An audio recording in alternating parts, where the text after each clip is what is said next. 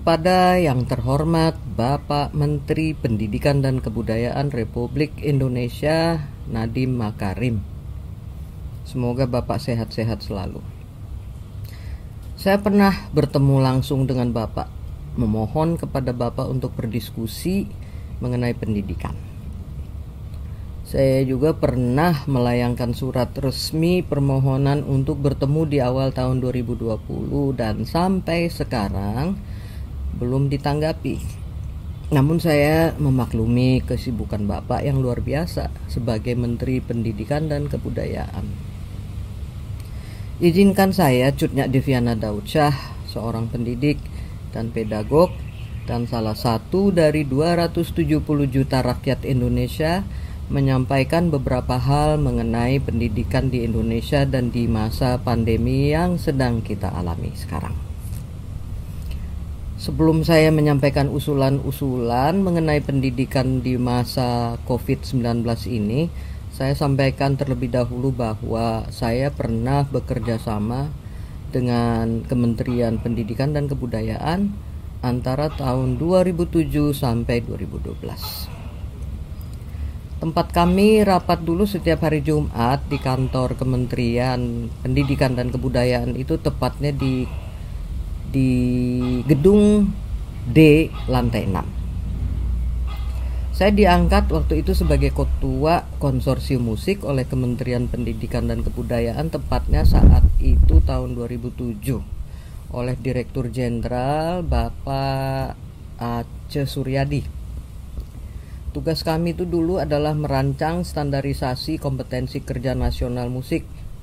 Di samping itu mendirikan lembaga sertifikasi kompetensi bidang profesi musik berdasarkan SK Dirjen Kementerian Pendidikan dan Kebudayaan, Ditjen Pendidikan Non-Formal dan Informal nomor 292/E/KK 2010 dan terdaftar di Badan Nasional Sertifikasi Profesi dengan keputusan Menteri nomor 120 tahun 2010.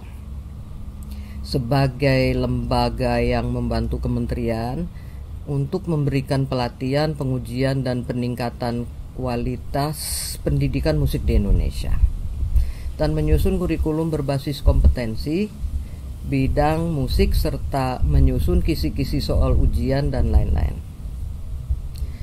Hal itu juga telah kami lakukan untuk berbagai daerah di Indonesia. Ini sebagai contoh, Pak. Walaupun banyak para ahli yang dilibatkan, semua program tersebut itu diselenggarakan oleh Kementerian Pendidikan dan Kebudayaan, di mana pengawasannya, kinerjanya efisien, bertanggung jawab, dan mutu serta anggarannya digunakan sebagaimana mestinya. Maka, usul saya untuk meningkatkan mutu dan kualitas pendidikan di Indonesia, Dinas Pendidikan di seluruh Indonesia yang di bidang pedagogi atau outsourcing pakar di bidang pedagogi, dan itu dilibatkan. Jadi para ahli dan pakar di bidang pedagogi dilibatkan. Dan itu akan jauh lebih efisien ya Pak, dan tepat sasaran. Program organisasi penggerak yang Bapak luncurkan belum lama ini dapat dilaksanakan di bawah pengawasan para ahli pedagogi yang sudah diuji dan teruji integritas, akuntabilitas, serta kredibilitasnya dengan dukungan serta pengawasan dari Dinas Pendidikan.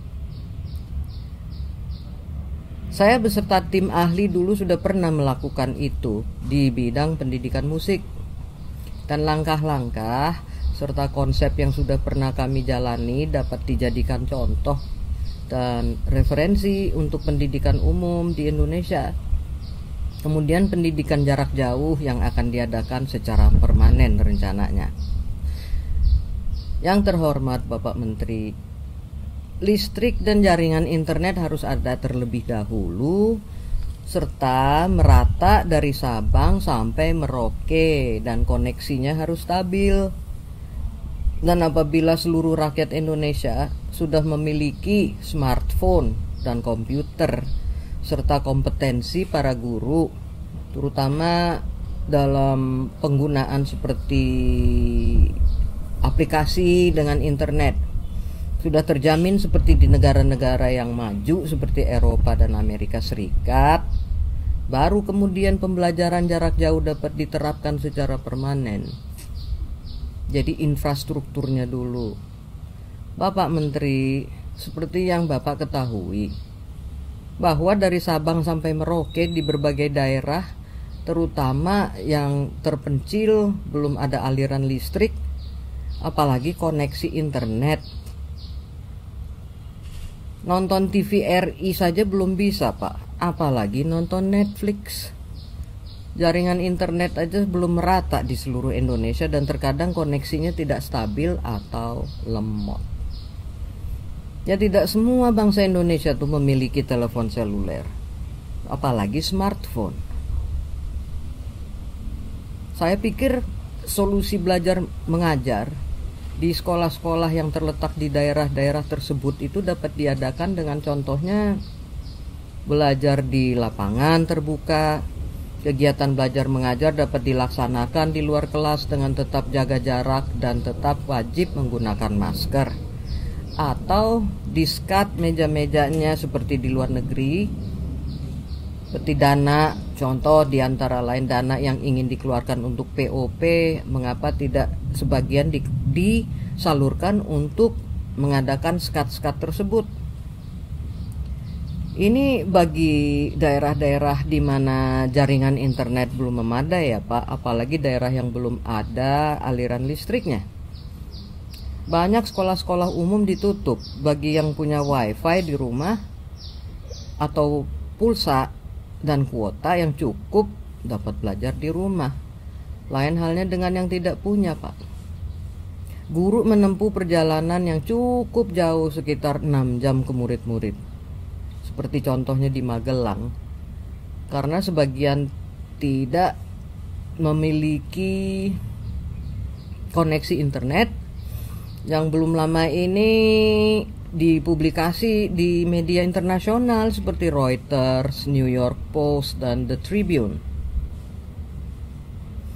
Banyak tempat-tempat umum yang sudah sangat ramai pengunjungnya seperti mall dan lain-lain. Transportasi mulai berdesakan komuter.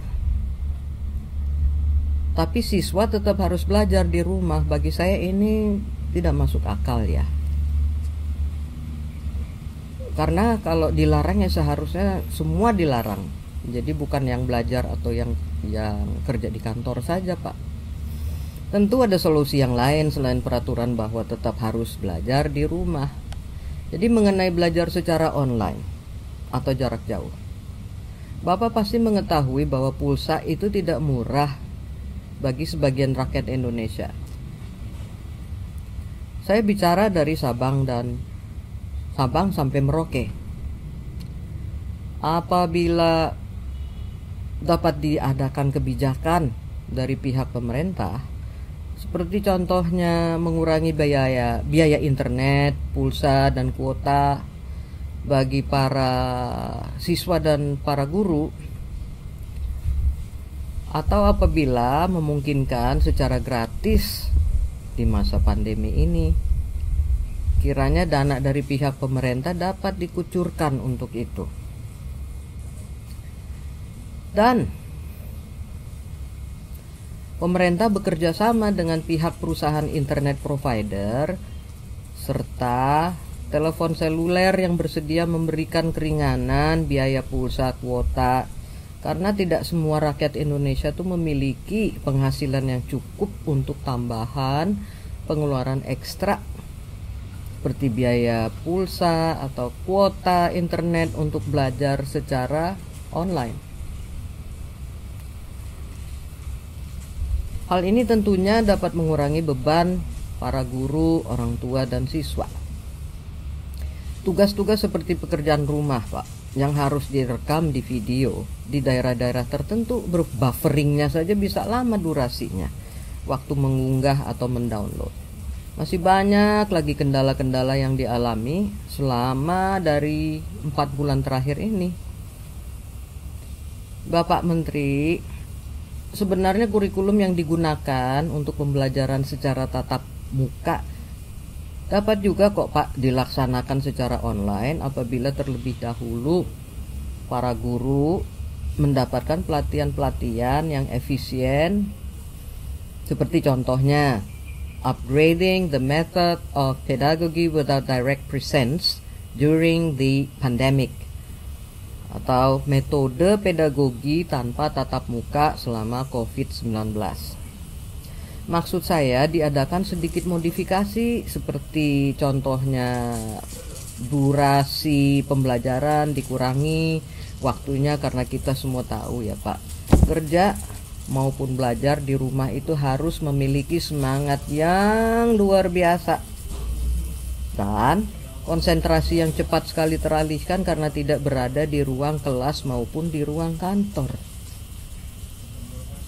Para pakar di bidang pendidikan yang sudah terbiasa mengajar secara online dapat mengajukan atau memberikan pelatihan-pelatihan kepada para guru di seluruh Indonesia secara online bagi guru-guru yang sudah memiliki aplikasi yang berhubungan dengan internet.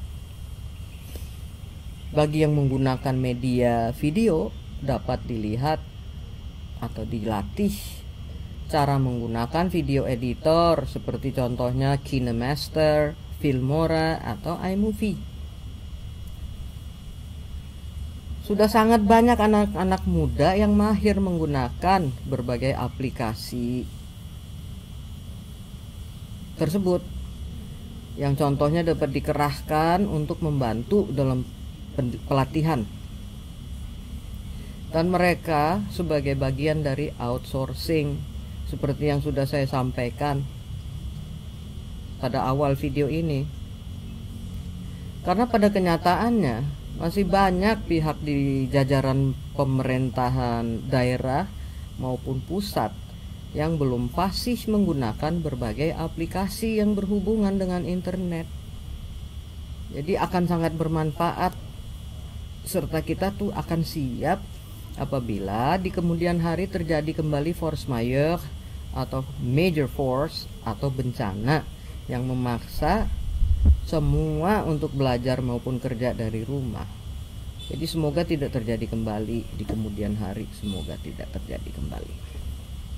Seperti yang pernah disampaikan oleh Bapak Presiden Joko Widodo, kondisi luar biasa sangat memerlukan kerja yang luar biasa. Tentunya akan sangat panjang apabila saya sebutkan sekian banyak masalah dan kendala yang dialami di lapangan. Banyak sekali.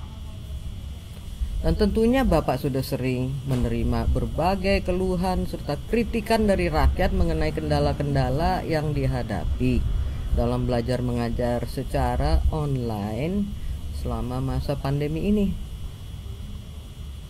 Semoga Bapak dapat juga lebih memperhatikan serta mengupayakan berbagai solusi pendidikan untuk daerah-daerah yang tidak ada koneksi internet dan listrik. Dan semoga dana-dana bantuan diterima oleh pihak-pihak yang benar-benar kompeten dan benar-benar peduli akan peningkatan kualitas pendidikan dan kualitas guru-guru pengajar di Indonesia. Kita semua tahu Pak, bahwa pendidikan adalah hal yang paling penting dan wajib untuk kemajuan bangsa dan negara. Dan para siswa itu adalah penerus bangsa di kemudian hari. Intinya adalah saya sangat mendukung semua program Kementerian untuk Kemajuan Bangsa Indonesia, dan semua itu harus disertai tingkat kesadaran yang tinggi, budi pekerti, kompetensi, tanggung jawab, dan yang terakhir menghapus sistem menghafal dan menerapkan sistem pemahaman dan mengetahui, bukan lagi menghafal Pak. Oh ya, tambah lagi, sekolah kejuruan juga lebih digalakan. Dan kurangi berbagai mata pelajaran itu yang sebenarnya juga tidak di apa tidak bisa digunakan kelak kalau mereka lulus di universitas dan lain-lain, karena bakat manusia itu kan beda-beda, Pak. Atas perhatian Bapak Menteri saya ucapkan terima kasih. Terima kasih, dan atas usahanya dalam menangani kondisi pandemi di Indonesia dalam hal pendidikan ya Pak. Maju terus Pak, semoga Tuhan senantiasa memberkati Bapak serta semua usaha Bapak sebagai Menteri Pendidikan dan Kebudayaan Indonesia.